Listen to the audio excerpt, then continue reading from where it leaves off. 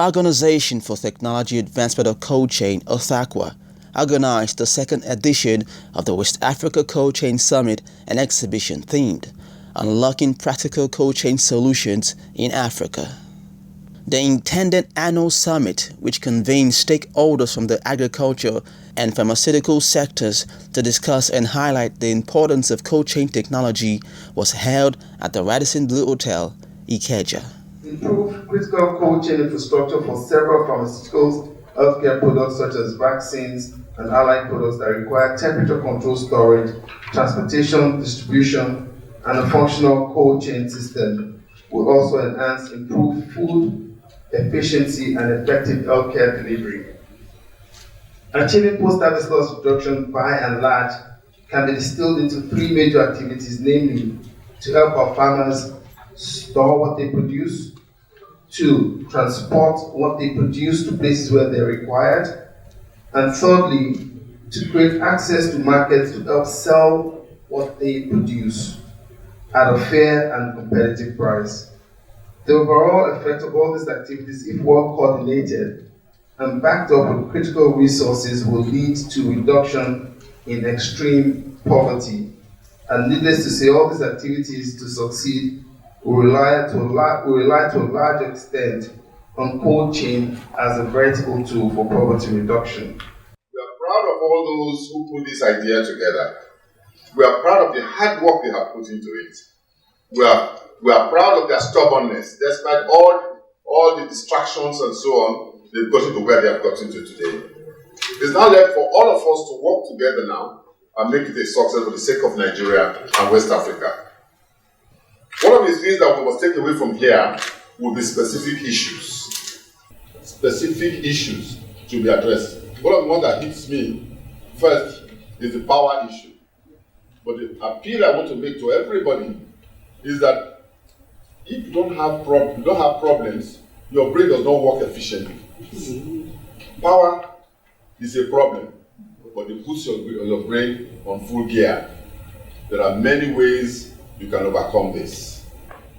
There are new ways, new technologies, and so on. Come up and don't lift up your hands and say, there's nothing we can do. There's so much we can do. All these solar panels and so on, what do we need to do? Do we bring them in free of charge? Do we have subsidies on them? Do we set up specific companies to do it? Because the market and the possibilities are so huge. Mr. Emmanuel Ikeja, chairman of Best Foods Limited, officially opened the exhibition floor for the day. I'm about to cut the tape. Yeah. The glory of God, for the well-being of Nigeria, for the growth and development of OTACCWA, and for the reduction of post-harvest losses in Nigeria. I have my cut this tape.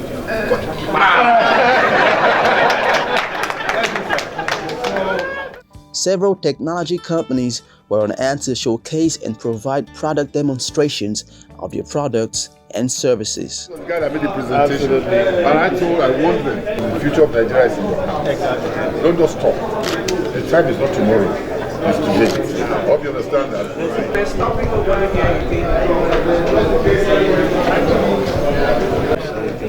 The first, the inventor of the transport cooling equipment. So we provide equipment that will safely transport any perishable from A to B. So we're towards the last mile of your cold chain. Yes. We ensure that the cold chain is not broken from the storage until the end consumer. The problem I have with this size of truck, given the kind of level of availability of funds. Yes. So buy this truck is a huge amount of money. After you have invested on this truck, you can no longer produce anything in your farm. So therefore, there are smaller ones that can come in unison who can grow. Absolutely possible. So that's why we bring it. This is 2 horsepower which can be used for the harvesting farmers for smaller cold like this much plate. So this up to goes to like this height, 50 horsepower, which is just for whole hotel. Absolutely. So there are different types of compressors. Exactly, yeah. Then there is a new unit also. This is basically only compressor, but this is for this unit. Okay. Same 2 horsepower. It can be used on the small containers also. Okay. So you have a farmer wants to store vegetable Yes. or something like he's growing into north and wants to bring it. Okay. So he'll bring into container. So this can be put on the container. So it is very cheap and like. About how much is this? This one is not even $1,800. Let's mention it in the real month on how you're helping the agri sector and how you're reducing post-harvest losses. Yes, our mandate, as you all know, is provision of financial assistance to small, medium, large enterprise. Then we also expand existing businesses. Then we also rehabilitate ailing businesses. So you're welcome. We are here to finance your equipment. We know you are doing a good job. Not many people know about what you are doing. Maybe the kind of people you are talking to are those really who can always go to big banks. You're not talking to those small people you can help. Or like the mini cottage industries and so on. They don't know about you. Samego Bude Okonkwo, the Zonal Coordinator of Nigerian Store Products Research Institute, Lagos. Our headquarters is in Ilorin. We have an executive director, Dr. Mrs. Patricia Pesu. NISPRI mandate is research into bulk storage of all agricultural produce.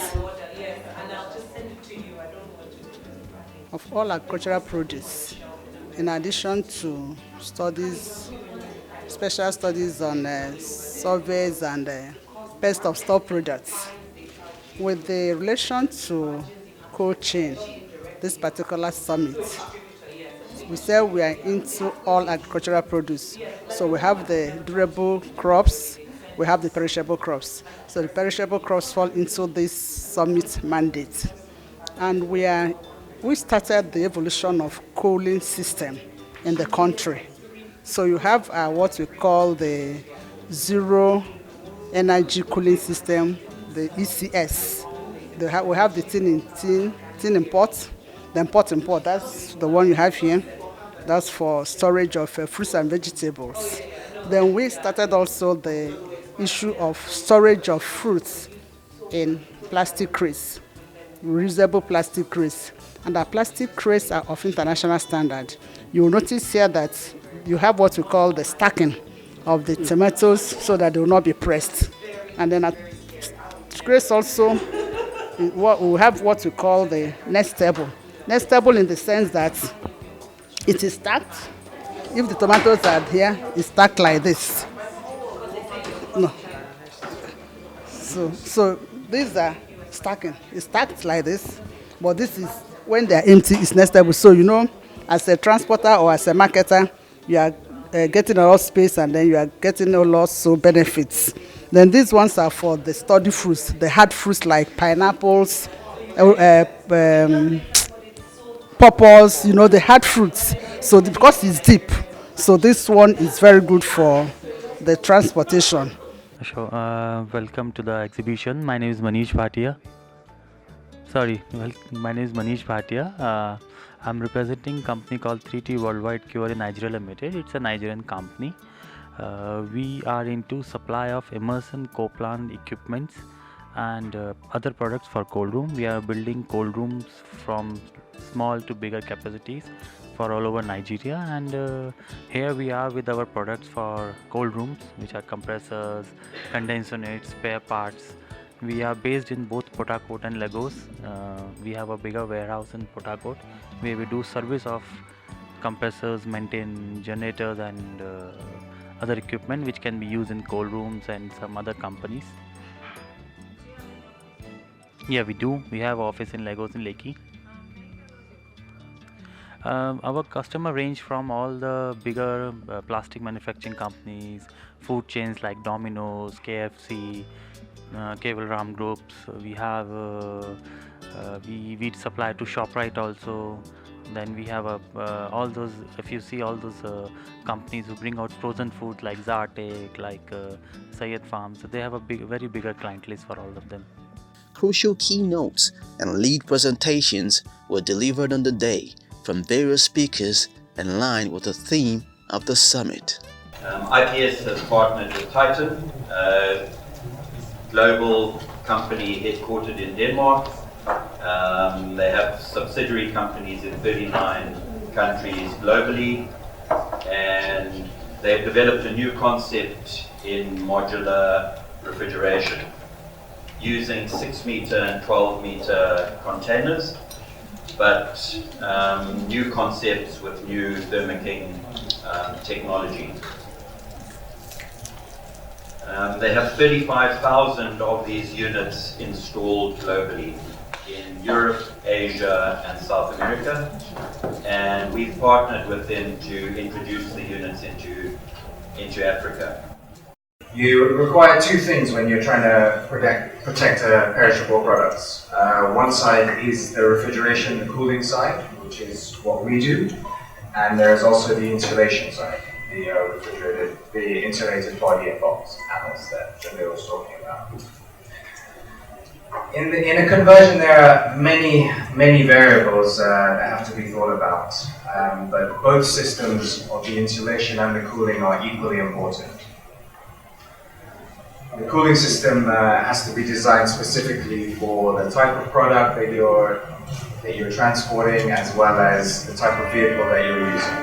So, for example, if you have food-safe products that are being consumed by end consumers, you will require different regulations, HACCP-regulated flooring, insulation, etc. Following the enlightening and comprehensive presentations, higher-ranking industry professionals and academics were then responsible for preferring solutions to various challenges during a panel discussion. Packaging does a couple of things for any given product, whether it is cold chain or conventional. One is to protect the product from the elements. Two is to assure the product integrity, that at the point of exit from where it was made to the point of use, it still remains what it's supposed to do. Packaging is critical for product safety. In any given product, you want to be assured that what you're taking is what was actually meant. Then packaging is useful in terms of communication. The packaging must offer the platform through which the manufacturer would communicate to the users of that product what it is. So in the cold chain, there are some critical requirements for packaging. One of them is that it must be able to ensure that the product withstands stress. In a nutshell, can you tell us the different types of plastic that can be of benefit to us as a cold chain practitioner? Not all the plastic that will be useful to me as a packaging practitioner. Good afternoon, ladies and gentlemen. We surplus industry, we are into plastics. And I appreciate the efforts being taken by all the government agencies and consultants to educate farmers and those who are even transporters to use the good handling practices. We have 2 or 3 different type of crates which you can stack your goods. They are perforated, so keep your goods fresh. Then we have some other plain crates also for fish and all the other poultry items. So I think when we finish this session, I will show you the demo for all these products. Thank you. Also, Mr. Oma is going to tell us how can communication, packaging communication, enhance our knowledge about sustainable packaging solution. Thank you, Mrs. Kufwa Jelabi.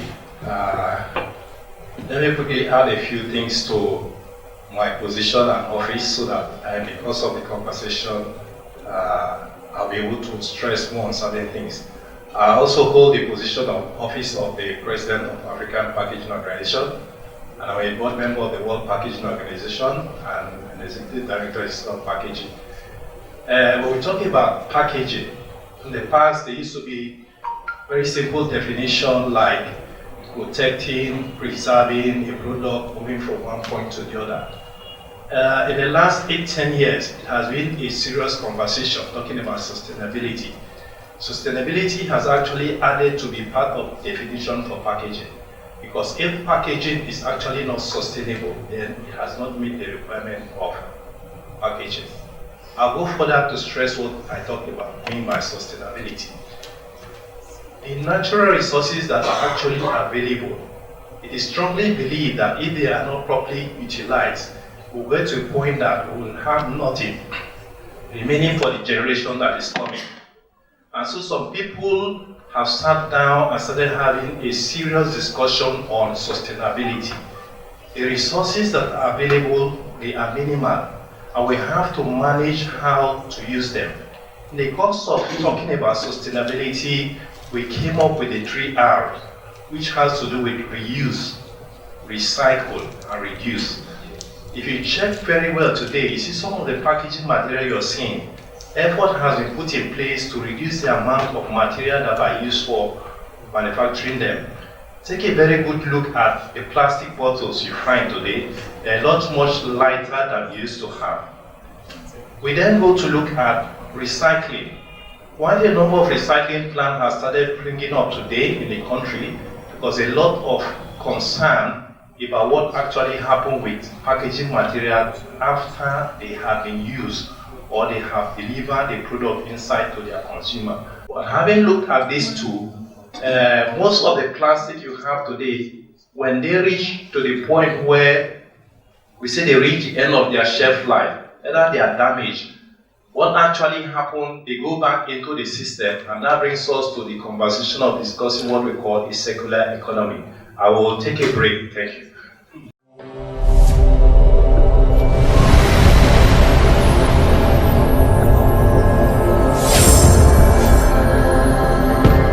The topic here is investment opportunities in cold chain. I'm really excited to be here, and it appears I'm the only lady on this panel. I'm excited about that. Well, what we are looking at, the cold chain industry. You know that the cold chain is actually in its infantile stage in Nigeria. So for me, the opportunities there are yet untapped. There are still a lot of things to be done in that area. I was also surprised when NAFDAC representative mentioned that they were about sending out invites to start having collaborations with the players in the cold chain. I paused and I asked myself, 2017, I was in a cold chain event organized by GAIN.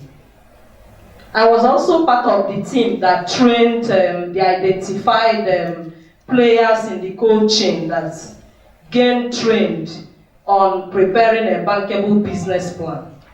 And I'm wondering how the regulator is just realizing or planning to organize talks with these cold chain players. Anyway, it's better late than never. Currently, I'm handling a project for World Bank in the livestock sector. Part of what our challenge is, we are looking at intervention that we design that will support fee-based arrangement, but we are looking for models. What are those models that we can be able to attract and get funding? Funding are going to be structured on that, and people are going to be supported, which means we need to now. So the challenge for OTACCWA is how we can be able to identify a model that is inclusive. To cap off the event, some distinguished individuals were recognized and awarded for their contribution to the success of the program, among which was the president of the Organization for Technology Advancement of Cold Chain, Dr. Augustine Okoruwa.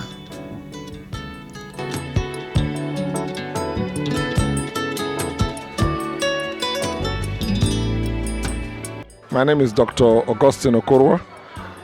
I'm the current president of the Organization for Technology Advancement of Cold Chain West Africa.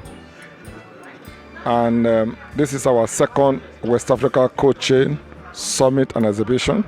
We call it OTACCWA 2019, which we are holding 5th to 6th of November, and today is the last day, the 6th of November 2019. The theme is Unlocking Practical Coaching Solutions in Africa. We decided to theme it Unlocking Practical Coaching Solutions in Africa because the Sustainable Development Goals include zero hunger and several other solutions for agricultural sustainability and nutrition.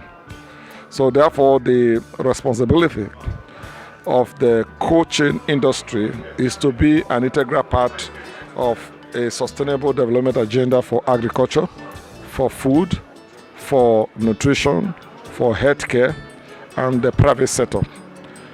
OTACCWA, as we call it, is a private sector-led association, and it is meant to provide the expertise in all aspects of coaching deployment so that we can have a sustainable delivery of value for perishable foods of plant and animal origin, healthcare products such as vaccines, and I think that is very important because for the healthcare delivery, if the vaccine cold chain is broken, you just lose the value of the vaccine.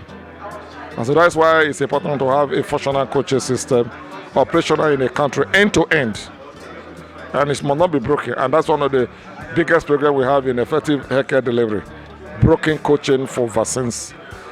And we must ensure that that is fixed. So the federal government, the state governments, the local governments have a responsibility to ensure that delivery of nutritious foods, critical vaccines and medicines that require the coaching are actually delivered in their preferred state of temperature-controlled transportation, temperature-controlled storage to ensure the efficiency of the goods and services that are offered, whether it is food, whether it is pharmaceutical products.